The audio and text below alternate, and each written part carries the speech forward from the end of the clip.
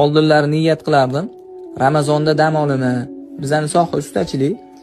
11 oy bosib ishlaymanda, ro'zada dam olaman. Lekin shu paytgacha deyarli dam olmaganmiz ro'zada. Nimani sababidan Allohning fazli barakoti bilan har yil Ramazonda shunaqa zo'r ishlar chiqadi. Ya'ni Ramazon oyida ko'proq daromad qilamiz boshqa oylarga nisbatan. Har yil o'zimda sinovdan o'tgan bu narsa. Shu o'rinda usta akalarimiz bor, baraka topishsa. Kunduzlari ro'za tutib, ishlab, og'ir mehnat bo'ladimi, changli mehnat bo'ladimi, shu ustachilikda mehnat qilishadi.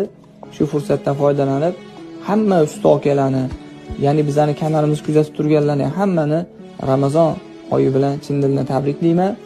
Ramazon oyidagi ro'zalarni chiroyli suratda tutib, hayitlarga gunohlarimizdan poklangan holatda chiqmoqligimizni Alloh nasib qilsin. Hammaga Ramazon muborak bo'lsin.